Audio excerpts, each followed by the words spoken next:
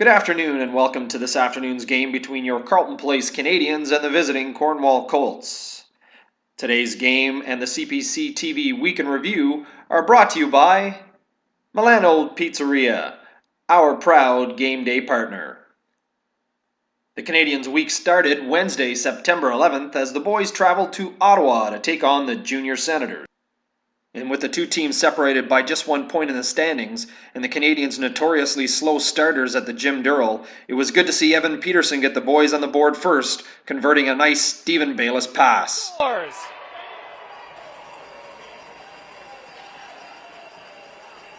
Evan Peterson with his fourth goal of the season. The Sens would tie it at 1 just 4.5 minutes later when veteran Eric Klitzum converted on a nice Greg Jans pass. Jans pass through, score!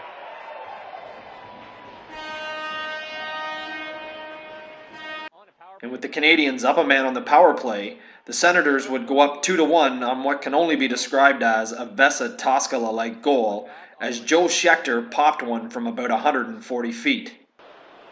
No one in the place. Oh my goodness!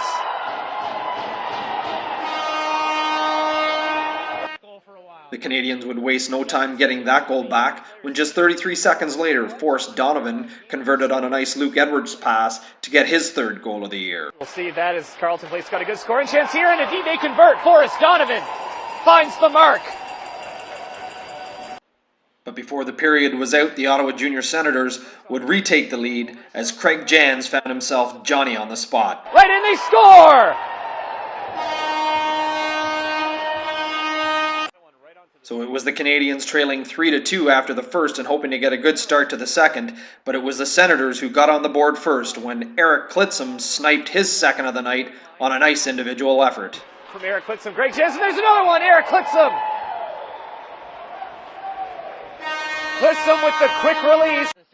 The Canadians' quick strike offense would get it back just 18 seconds later when Brett Deandra would convert on a pretty goal of his own. Peterson and Eric Klitzum with 3 points on the night are tied for the CCHL scoring lead with 9 points apiece. There's a goal for Carleton Place.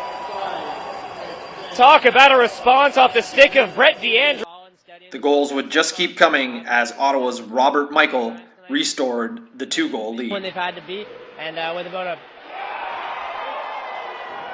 a goal has been scored. Luck, it would seem, was not on Canadian goaltender Justin LaForest's side as the Senators went up 6-3 when Nick Ford had one go off his skate. Nick Ford with the check that sends the puck into the opposite corner. Sent out front. There's a bobble and then second fluky goal against the Carleton Place Canadians in off the foot.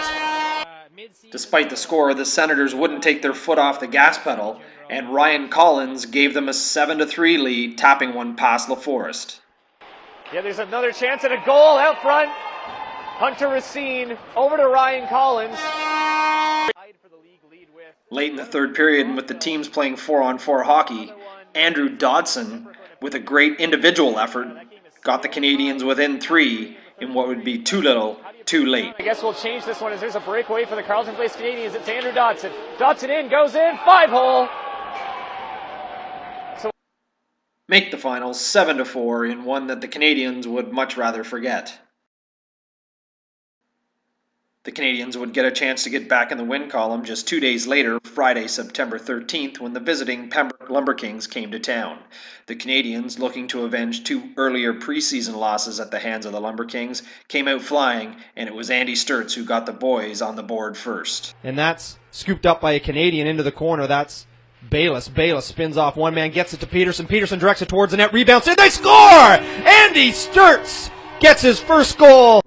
Stephen Bayless made it 2-0 doing his best Brett Hull impersonation off a nice feed from Jim Roll on the power play. 5-on-3, see if they can get something going as Roll takes it at the top of the bell down low, gets it back, he looks, waits.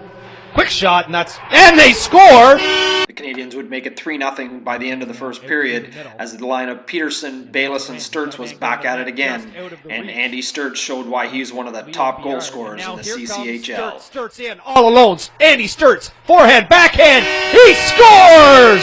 Andy Sturts on the beautiful deke makes it. Got 2 pucks on the ice. The visiting Lumber Kings would draw within 2 when Liam Biard scored a short-handed marker midway through the second period. Chance here.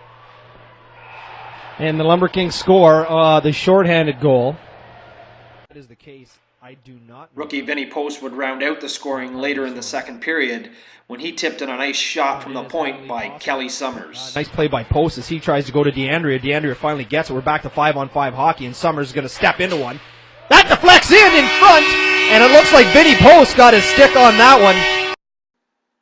And with no scoring during the third period, the Canadians would take this game 4-1 over the visiting Lumber Kings. Carleton Place would look to get the weekend sweep and the overall lead in the CCHL standings as they would travel up Highway 17 to take on the Lumber Kings at their home opener Sunday, September. The Canadians hope to silence the almost 1,200 on hand early in the game as Andy Sturts converted on a Jim Roll shot to get his third in just 2 games.